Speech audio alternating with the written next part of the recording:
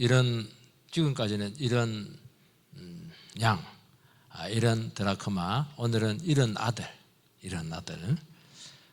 아비의 마음이 굉장히 상세하게 기록이 되어 있습니다. 이 자식이 아버지의 마음을 모릅니다. 아버지 마음을 알면 철든 겁니다. 언제 철이 드느냐 하면은 자기하고 똑같은 자식 한두 명 키워보면은 이게 아버지의 마음이었구나 하는 것입니다. 오늘 등장하는 주인공 이 탕자 둘째 아들인데 아버지의 마음을 모르고 또 첫째 아들도 나중에 보니까 첫째 아들은 제일 가까이 있는 장남인데도 아버지의 마음을 몰랐어요.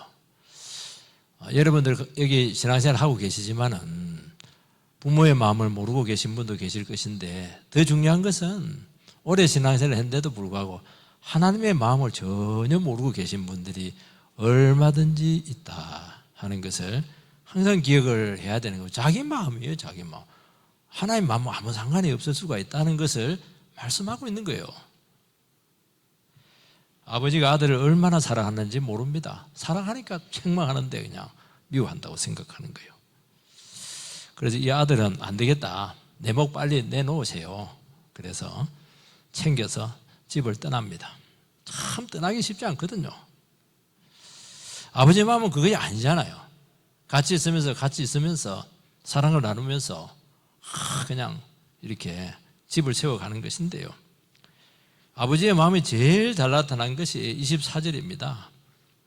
이 내 아들은 죽었다가 다시 살아났으며 내가 잃었다가 다시 얻었노라 하니 막 즐거워하더라. 이게 아버지의 마음이에요. 아버지 마음. 아들이 돌아왔을 때 내 잃은 자식이다. 이 죽은 자식이었다. 이게 아버지의 마음이에요. 아들 떠나고 나서 속 시원하다 그게 아닙니다. 죽었어요. 그냥 잃었어요. 다 잃었어요. 싹 다 잃었어요. 이게 이제 아버지의 마음이고 하나님의 마음이 될 것입니다. 여러분 이 마음을 알아야 돌아올 수가 있어요. 이 마음을 알아야 내 마음대로 안 삽니다. 이 마음을 알아야 정말 하나님과 함께 아름다운 삶을 살아갈 수가 있는 겁니다. 오늘 서로 인사하겠습니다. 하나님 마음을 알자. 요 아버지 마음을 알아가는 방법이 나옵니다. 첫 번째는 아버지는 아들의 부당한 요구를 그냥 따지지 않고 다 들어주었습니다. 12절 말씀을 같이 읽겠습니다. 시작. 그 둘째가 아버지에게 말하되 아버지의 재산 중에서 내게 돌아올 분깃을 내게 주소서 하는지라. 아버지가 그 살림을 각각 나누어 주었더니 둘째 아들이 있다가 내 분깃을 주시기 바랍니다. 유산 미리 달라는 겁니다. 살아있는데 유산 미리 달라. 지금은 뭐 그렇게 할지 모르겠지만 그 당시에는 있을 수 없는 일이죠. 그 아버지 빨리 돌아가세요. 그 말과 똑같은 겁니다. 굉장히 괘씸하죠. 이거는 뭐 변망덕입니다. 이건 폐륜이죠. 이거는 사실은. 그런데 놀라운 사실은 아버지는 재산을 나눠줍니다. 그가 원하는 대로 다 들어주고 있습니다. 왜 들어줍니까? 사랑하니까요. 13절 말씀을 읽어보겠습니다. 시작. 그 후 며칠이 안 되어 둘째 아들이 재물을 다 모아가지고 먼 나라에 가 거기서 허랑방탕하여 그 재산을 낭비하더니 재산 받자마자 속이 다 보였죠. 같이 살 수도 있어요. 며칠이 안 돼가지고 재산을 다 처분해서 먼 나라로 떠났습니다. 너무 빨리 떠났어요. 그리고 일절 재산을 남겨두지 않았습니다. 3분의 1 남겨두고 이렇게 할 수도 있는데요. 완전히 챙겨서 나갔어요. 그거는 다시는 돌아오지 않겠다는 겁니다. 그리고 아버지의 영향력이 미치지 않는 먼 나라로 그렇게 떠났습니다. 찾아오지도 말라는 거예요. 쉽게 말해 이거는 부자관계 이제 끊겠다는 겁니다. 왜냐하면 이제 돈만 있으면 되거든요. 받아낼 거 다 받아내고 관계는 끊고 찾아오지도 마세요. 안 찾아가겠습니다. 둘째 아들의 마음속에는 아버지 간섭받지 않고 이제 내 인생 살겠다는 거 아니겠어요? 독립하겠다는 겁니다. 내 나름대로 인생을 살겠다, 자아 실현하겠다, 이제 그런 뜻을 가지고 있는 것입니다. 이게 뭐냐니까 하나님 아버지를 떠난 인생들의 모습이라고 말씀하고 있습니다. 여기서 말하는 이 탕자는 도덕적인 탕자가 아닙니다. 아주 죄를 많이 졌다 그런 게 아니에요. 존재론적인 탕자입니다. 하나님의 존재를 부정을 하는 것입니다. 하나님 없이 얼마든지 잘 살아갈 수 있다. 이게 현대인의 마음이죠. 여러분, 하나님 없이 잘 살아갈 수 있습니까? 얼마든지 잘 살아갈 수 있어요. 얼마든지 돈 벌 수 있고요. 하나님 없이도 얼마든지 양심적인 사람 얼마나 많아요. 얼마나 성실해요. 얼마나 참 나름대로 의미 있게 살아가려고 가치 있게 살아가려고 하는 그런 분들이 얼마나 많아요. 여기서 말하는 탕자는 내 인생은 내 뜻대로 살겠다. 하나님 필요 없다. 하나님 없이 살면 문제가 과연 없는가? 이제 이 질문을 하고 있는 것입니다. 여러분, 하나님께로부터 자유로워진 인간은 잠시 자유입니다. 그 순간 내가 우주의 미아가 됐다는 것을 알게 되는 것입니다. 간섭도 없고 존재도 없고 자녀의 신분도 잃어버리게 되고 내가 왜 사는지, 가치가 무엇인지 이런 것들이 전부 다 의미가 없어진다는 것을 알 수가 있어요. 그러면서 엄청난 허무와 무의미와 불안으로 헤매게 되는 것이 그 인생이라고 말씀하고 있습니다. 계속 방랑자예요. 왜냐하면 돌아갈 곳이 없거든요. 계속 타향해서 방황하고 있습니다. 여기 보면 뭐라고 되어 있냐니까 허랑방탕하다. 마음을 잃어버린 거예요. 재산을 다 낭비했습니다. 여러분, 재산 지키기 힘들어요. 왜냐하면 재산 지키는 것은 가치관이 분명해야 돼요. 그래 안 하면 다 빠져나갑니다. 한순간이에요. 그리고 엎친 데 덮친 격으로 큰 흉년이 들게 되었습니다. 안 되려면 이렇게 되는 것이죠. 그러면서 비로소 궁핍함을 느끼기 시작했죠. 이제 먹고 살 게 없으니까 다른 나라 사람들에게 빌부터 사는 것입니다. 어디까지 가냐? 제일 혐오하는 돼지치기까지 하고 지역연멸까지 같이 먹을 게 없어가지고 돼지가 먹는 음식을 같이 경쟁하면서 먹어야 되는 그 인생까지 추락하게 되었다는 것입니다.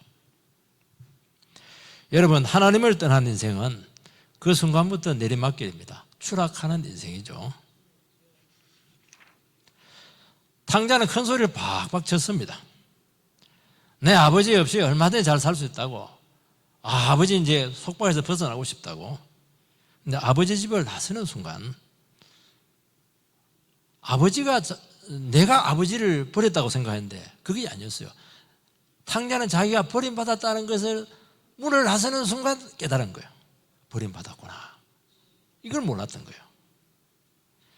왜냐하면 아버지를 떠난 것이 그렇게 심각한 것인지 전혀 몰랐다는 것입니다. 그러면서 엉망진창이 되었어요. 완전히 밑바닥 인생이 되었다는 것을 알 수가 있습니다. 사람들이 몰라서 엉망진창입니다. 그동안 아버지께서 보호해 주시고 지켜주시고 그늘이 되어준 것이 얼마나 큰지 그것을 몰랐던 것이죠. 여러분, 오늘 말씀에서 성경에서 말씀하고 있는 것은 인간은 절대로 자기 스스로 존재할 수가 없어요. 죄를 이길 수도 없고 유혹에 넘어가고 어려움이 오면 좌절하는 것이 인간이라는 것이죠. 여러분, 알게 모르게 하나님께서 함께 해주시고 도와주시고 우리의 삶이 되게 해주시고 그렇게 할 때 거기서 삶이 나와요. 거기서 의미가 나오고 가치가 생기는 것입니다. 여러분, 뒷배가 있어야 돼요. 뒷배가. 여러분, 아마 우리 중에 아버지가 일찍 돌아가시는 바람에 참 삶이 고달팠던 분들 계실 겁니다. 아버지가 계신 거하고 없는 거하고는 굉장히 달라요. 그때부터 힘듭니다. 있을 때는 몰랐는데 없으니까 이 배경이 뒷배가 그렇게 큰 거예요. 모든 것을 자기가 다 책임을 지고 살아가야 되는데 얼마나 삶이 고달프고 힘들겠습니까? 그래서 예수님께서는 요한복음 15장에서 포도원 비율, 포도 나무 비유를 하면서 나를 떠나서는 너희들이 아무것도 할 수가 없고 가지는 나무에 꼭 붙어 있어야 된다. 그렇게 말씀하고 있습니다. 떨어지면은 그때부터 말라가는 거예요. 영혼이 메말라가는 겁니다. 영혼이 메말라가는 게 아니고 삶도 메말라가고 우리 인생도 메말라가고 감정도 메말라가고. 왜냐하니까 생명의 근원은 우리한테 있는 게 아니거든요. 근데 네가 가지에 꼭 붙어 있으면은 저절로 열매를 맺는다. 그렇게 말하는 것입니다. 이 방법을 선택해야죠. 하나님께서 생명 주시고 은혜 주시고 우리에게 살아갈 수 있는 능력 주시고 이게 힘이에요. 이게 힘이라는 거예요. 오늘 말씀에 보면 아버지는 아들의 요구를 다 들어주고 있습니다. 왜 들어주었습니까? 아들의 요구가 정당하기 때문에 들어준 것도 아니죠. 이제 말릴 수가 없다는 것을 알았습니다. 그리고 아들의 인생이 어떻게 될지, 얼마나 아들이 망가지게 될지, 얼마나 비참한 처지에 빠질지 다 알았죠. 알고 들어주는 거예요. 알고 쏘아주고 알고 허락하는 것입니다. 왜죠? 사랑이죠, 사랑.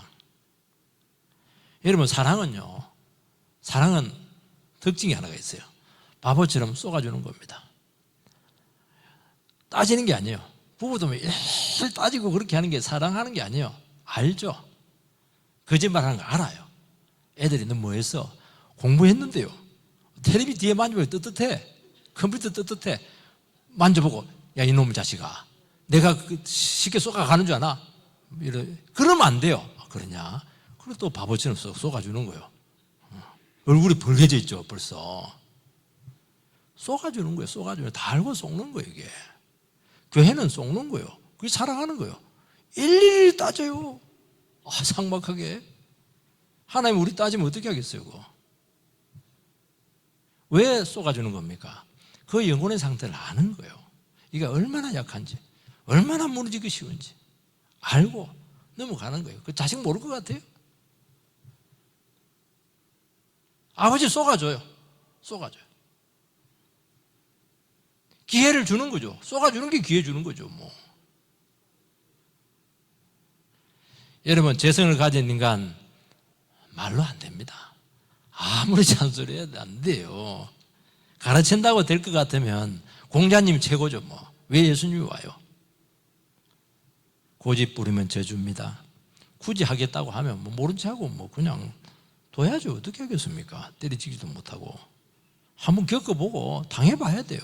어쩔 수가 없는 것 같아요. 이게 나는 뭐 말씀 딱 듣는 순간 다 되었다. 들어가 보세요.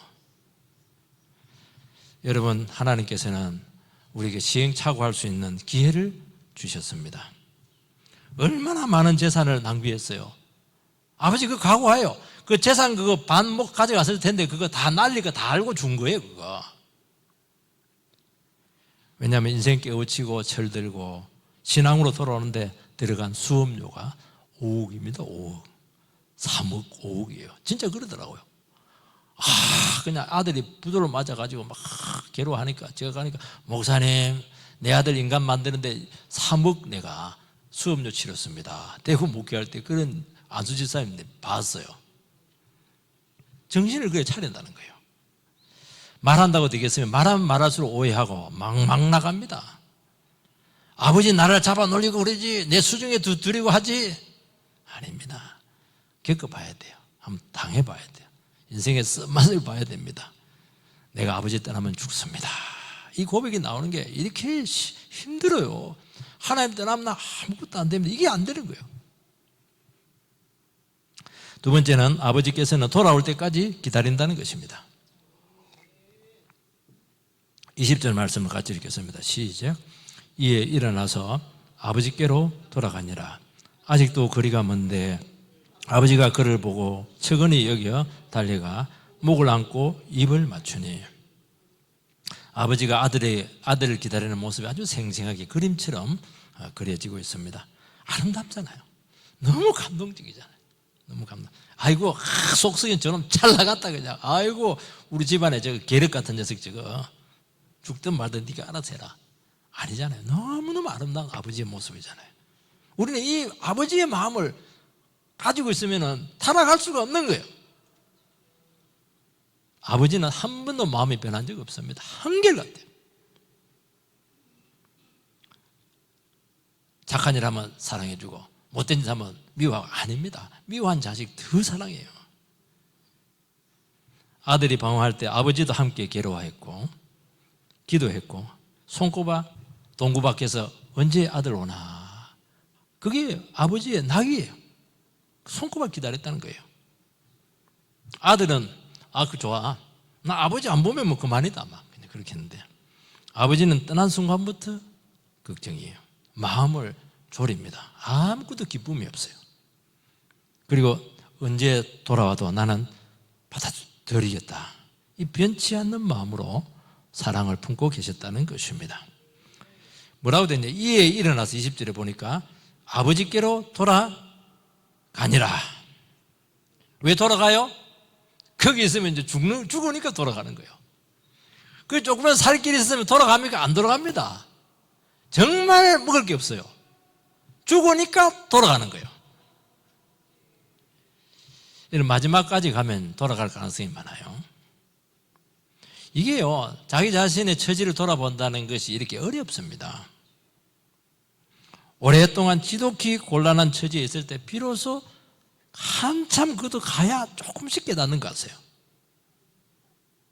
얼마나 두려울 정도로 큰 공경을 느끼고 있습니다. 그런데 사람들은 일부러 자기 처지를 생각을 잘 안 해요. 왜냐하면 지금까지 그렇게 살아왔으니까요. 여러분, 이게 죄입니다. 죄라고 하는 것은 뭐냐, 주어진 형편에 자기를 어떻게 하는지 묻고 놓으려고 합니다. 비참한 처지에 그대로 있게 만들어요. 비참한 데에 즐거운 줄로, 얼금 매여 있는데도 불구하고 자유로운 줄로 그렇게 생각을 하게 만드는 겁니다. 그러면서 재산 다 잃고 젊음 다 잃고 가정 다 파탄나고 싹 다 잃고 나서 끝판에 돌아옵니다.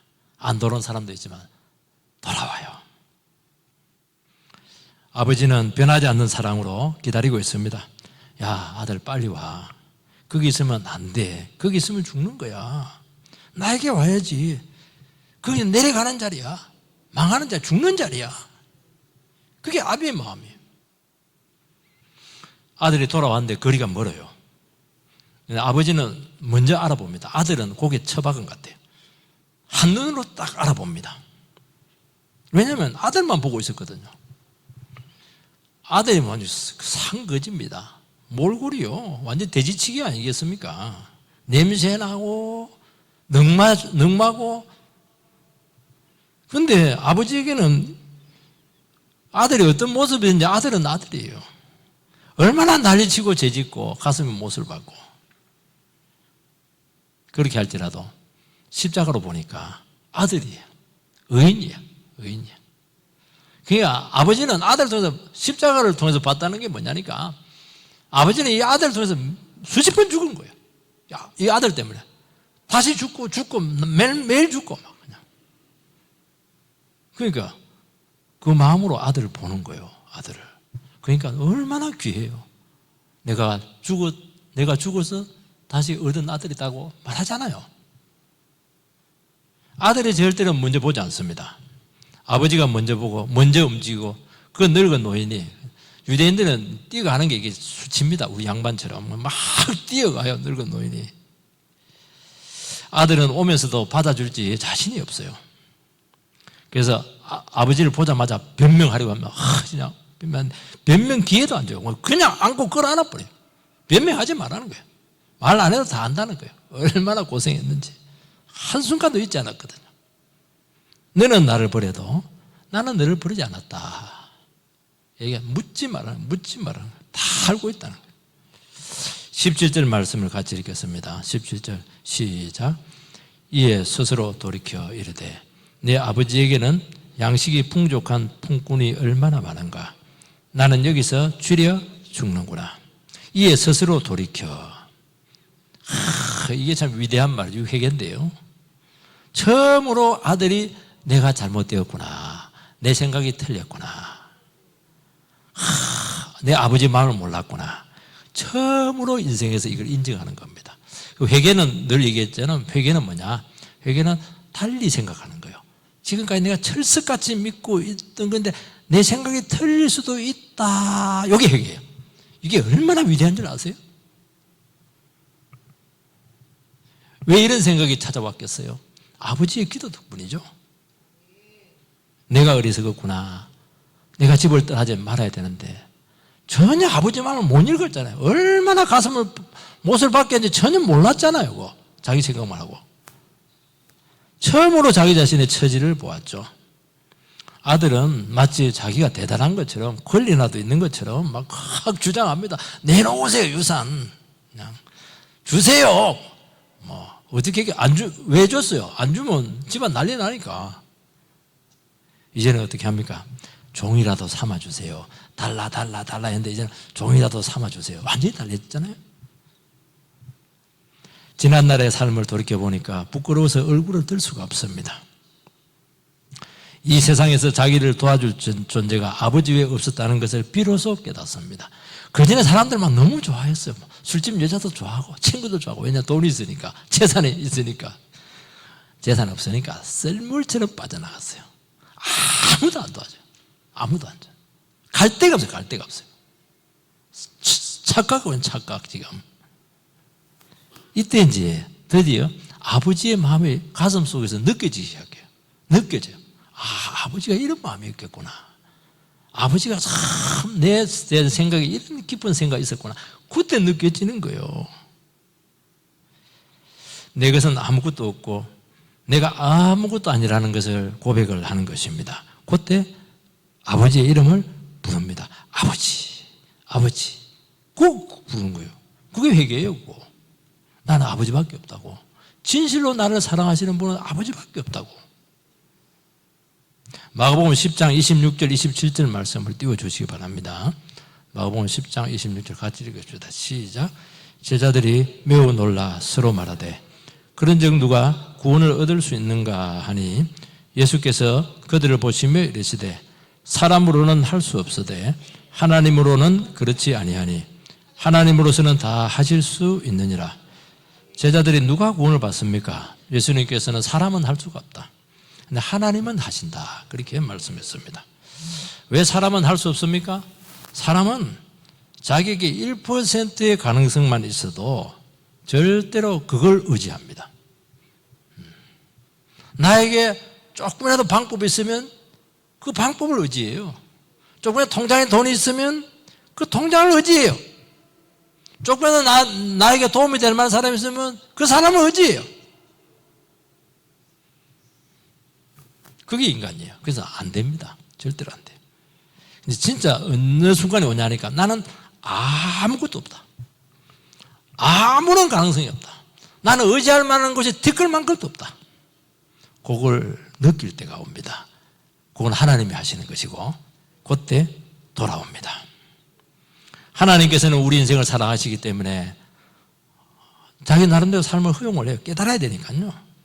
어디까지 깨닫게 하느냐면은 내 힘으로는 살아갈 수 없다는 것을 처절하게 깨닫는 그 자리까지 주님께서는 따라가 주신다는 것입니다. 어떻게 해요? 우리 인생을 살아가는데 막 중요한 인생의 부속품이 하나 빠져버렸어요. 막 혈기들이 야망으로 막 달려가는데 막 그냥 와가지고 막 그냥 부속품이 있어야 돼. 부속품이 빠져나서 벌썩 하면서 깨지는 거예요. 다 됐는데 그냥 한 사람이 그냥 돈을 안 대주는 바람에 막 완전히 망가져 버렸어요. 몸속에 바울 같은 경우는 막 가시를 박아나가지고 막 이거 막 교만하면 가시가 막 팍팍 찌르는데요. 그냥 괴롭습니다. 얼마나 기도를 했던지요. 야, 네 가시 없으면 네 얼마나 야망 덩어리인데 너 가시 없으면 그 믿음 생활 할 수 있겠어? 가시를 박아놔야 돼. 가시. 네가 약한 데서 강함이나 그 말씀하시잖아요. 잘 나갔어요. 잘 나가, 잘 나가. 우리 노래 중에서 내가 제일 잘 나가, 내가 제일 잘 나가. 그 노래가 있더라고요. 깜짝 놀랐어요. 야, 세상에 이런 노래도 다 있나 생각을 했는데 이게 현대인의 생각이에요. 잘 나가는 게 어디 있어요. 한순간에 그냥 위에서 바닥으로 내동댕이 쳐버리는 거예요. 그냥 옥들매가 뭔지 알죠? 옥상에서 떨어진 매주 아니겠어요? 어릴 때 깨구리 한번 잡아봤자 탁 치면 손 팍팍 떨면서 한번 내등등이 쳐져 봐야 돼요. 병으로 치고 물질로 치고 관계로 치고 장애로 치고 두 손 두 발 탁 들게 합니다. 그리고 무릎을 탁 꿇습니다. 아버지, 아버지. 그게 회개예요. 그게 회개. 주님께서는 뭐라고 하고 있습니까? 그만 돌아와. 버티지 마. 더 있으면 죽어. 돌아올 때까지 기도하고 변함없는 사랑으로 기다려주시는 분이 아버지 하나님이 되신 줄을 믿으시기를 주의 이름으로 축복합니다. 세 번째는 과거를 묻지 않고 새 출발하게 하시는 것입니다. 아까도 읽었지만 20절에 보면은 처근히 여겼다 그렇게 말씀하고 있습니다. 하나님께서는 돌아온 죄인을 불쌍히 여기고 있는 그대로 봤습니다. 끝나는 인생이잖아요. 다 잃었잖아요. 목숨 하나 딱 부지해서 왔습니다. 아버지는 어떻게 했습니까? 이미 다 용서한 상태로 기다리고 있는 거예요. 그게 너무 감사한 것 같아요. 와가지고 따져가지고 용서할 만해 하면 용서하고 그게 아니고 이미 하나님이 이미 다 정리가 됐어요. 다. 그래서 고통받은 것을 벼르지 않아서 내가 네 때문에 얼마나 마음고생인 줄 아나? 이 나쁜 놈 자식아. 그렇게 하지 않고요. 그냥 아무 일도 없던 것처럼 만나주시고 껴안고 그냥 입 맞춰주고 마치 충실하게 모범적으로 살아왔던 것처럼 과거를 묻지 마라. 있는 그대로 그냥 받아주시고 불쌍히 여기시고. 왜 그렇게 하냐니까 하나님을 떠난 인생이 얼마나 고달프고 괴로운지 그동안 많이 겪었지. 경상도 말로 쎄 빠지게 고생했지. 그걸 아는 거예요. 그걸 아니까 그냥 그 자체로 다 말이 필요가 없어요. 말이 필요 없어요. 다 알고 그냥 안으시고 받으시는 겁니다. 22절 23절 말씀을 같이 읽겠습니다. 22절 같이 읽으면 시작. 아버지는 종들에게 이르되 제일 좋은 옷을 내어다가 입히고 손에 가락지를 끼우고 발에 신을 신기라. 그리고 살찐 송아지를 끌어다가 잡으라. 우리가 먹고 즐기자. 아버지는 아들에게 새 출발을 하게 합니다. 새 출발을 하려면 제일 중요한 게 어두운 과거를 지워야 돼요. 지금 누더기 옷을 입고 있습니다. 누더기 옷이 다 이야기해주고 있는 거예요. 지난날의 모든 악행의 모든 흔적을 아버지는 본격적으로 지우기 시작합니다. 어떻게 해요? 이거는 인간이 할 수가 없어요. 어느 누구도 할 수 없는 방법으로 우리의 과거를 전부 다 씻어내시는 것입니다. 왜냐하면 이분만이 우리를 용서할 수가 있고 우리의 모든 악행을 씻어낼 수가 있으십니다. 탕자는 아버지께 돌아올 때 너무 부끄러워가지고 너무 체면이 안 서가지고 집에 뭐 품꾼으로 삼아달라고 우리 식으로 말하면 머섬이라도 좀 하게 해달라고 그냥 입에 풀칠이나 할 수 있게 해달라고 너무너무 작은 것을 기대했죠. 하나님은 아니에요. 우리가 최고로 기대했던 것보다 훨씬 더 이상으로 무한히 주시는 분이 아버지가 되시는 것입니다. 우리는 참 고달프고 힘든 가운데 하나님께 돌아오고 이렇게 할 때 나의 주어진 그 비참한 현 상태에서 출발을 할 것을 기대합니다. 출발하는 것도 감사하죠. 그런데 하나님은 그렇지 않아요. 바로 아들로 삼아서 완벽하게 조건 상태에서 시작하게 하는 것입니다. 그래서 과거에서 매이지 않도록 자유롭게 해서 새 출발하게 하시는 것입니다. 그게 가능하신 이유는 하나님께서는 과거의 모든 죄를 대신 다 지시고 십자가에 죽으셨습니다. 그래서 의의 옷을 입혀서 우리를 완전히 덮으셨어요. 반지를 끼웠습니다. 반지는 신분이잖아요. 신분을 회복시켜줘요. 신을 신겼습니다. 과거에는 신은 종들만 신고 아니죠. 아들만 신을 수가 있어요. 종들은 신을 신을 수가 없어요. 신을 그대로 신기는 거예요. 아들이라는 거예요. 아들. 그리고 아들의 신분을 회복시켜서 그것을 공개적으로 증거합니다. 왜요? 기죽지 말라는 거예요. 부끄러워하지 말라는 거예요. 자존심 상하지 말라는 거예요. 너는 내 아들이 되는데 조금 더 결격의 사유가 없다. 너는 완벽한 내 아들이다. 그동안 재산 가져갔는데 그 가져간 거고 수업료고 다시 네 목 줄게. 그렇게 잃어버렸는데 더 주세요. 그것 때문에 이제 첫째 아들이냐고 열받았는데, 최상의 상태에서 시작하게 하신다는 것입니다. 새 생명 주시고, 송아지를 잡아서 막 동네 잔치를 해버렸어요. 천국의 부여를 막 누리게 한 것입니다. 엄청나죠, 엄청나. 우리는 다 돌아오면 입에 풀칠이나 할 생각이 아니에요. 엄청나요, 엄청나. 엄청나게 우리를 부유케 하시고 우리 인생을 축복하게 하신다는 것입니다. 제가 예수를 믿고 와서 제일 힘들었을 때가 20대 후반, 군을 제대한 후에 너무너무 힘들었어요. 보니까 되는 일이 없었어요. 공부만 조금 한 것 같아요. 나머지는 아무것도 안 돼 있더라고요.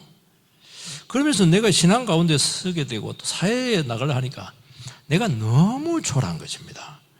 왜 이렇게 준비가 안 됐을까? 왜 이렇게 나에게는 문제가 많을까?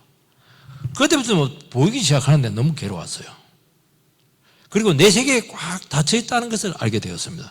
쉽게 말해서 정신적인 자폐증 환자는 아닌데요, 영적인 완전히 자폐증 환자였어요. 사람들이 말해도 못 알아들어요. 그리고 엉뚱한 소리 하는 거예요. 왜냐하면 못 알아들으니까 엉뚱한 소리 하는 거거든요. 이게 자폐증 환자죠, 그게.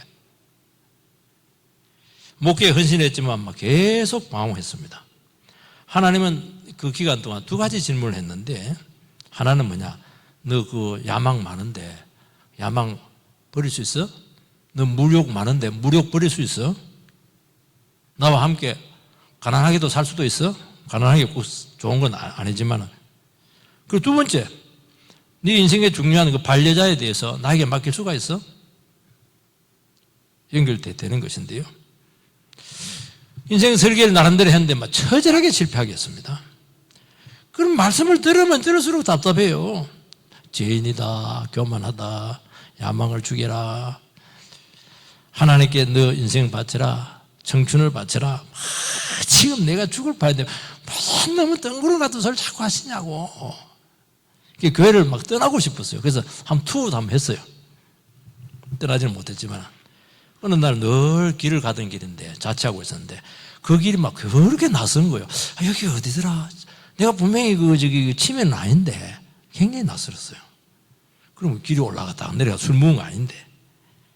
자면서 하나님께 비난하고 일어나서 천장을 해서 막 저주하고 말이지. 왜 나를 그냥 믿게 해가지고 이 고생을 시켰냐고. 하나님 어디 계시냐고. 이렇게 비참하게 만드는 하나님이 어디에 있냐고. 이 상태로 가면 위험하죠. 정신병자가 되는 게 먼 게 아닙니다. 참 감사한 것은 하나님께서는 조용히 나를 지켜보고 있었고 나를 막 상대하지 않았습니다. 이것 봐라, 그 말이 무슨 말이냐, 그게. 선을 다 긋고 그렇지 않고요, 버리지 않았습니다. 그렇게 정신적으로 갈등 중에 있었는데 시험을 쳤는데 이상하게 합격을 시켜주었어요. 그래서 한 1년 후에 또 막 결혼을 또 했어요. 하나님은 내가 다음에 얼마나 부끄러워할지 미안해할지 다 아시고 따지지 않으셨어요. 안 따져도 돼. 자기 다 합니다. 나중에 다 알아요. 자기 한 짓 다 알거든요. 나의 상태에 따라 상대하지 않고 부족하고 부끄러운 모습을 있는 그대로 아버지께서 기다리시고 받으셨습니다. 제가 그 마음을 알았어요. 그때부터 알았습니다. 하나님 떠나면 안 된다. 아버지의 마음을 아니까 주위에 있는 사람들의 마음을 어느 정도 알게 되더라고요. 그분 안에 무조건 있어야 된다. 하나님께서 모든 것을 회복해 주시고 있는 줄 믿으시기 바랍니다. 사랑하는 성도 여러분, 지금도 하나님 아버지께서는 우리들을 기다리고 계세요. 기도하고 있습니다. 우리가 괴로워하는 정도가 아니에요. 아버지는 십자가에 달려버렸어요.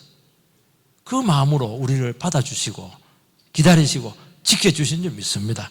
전부 다 내려놓으시고 아버지 없이는 내가 하루도 못 삽니다 고백하는 아버지의 마음을 읽어내는 귀한 우리 자녀들이 되시기를 주의 이름으로 축복합니다.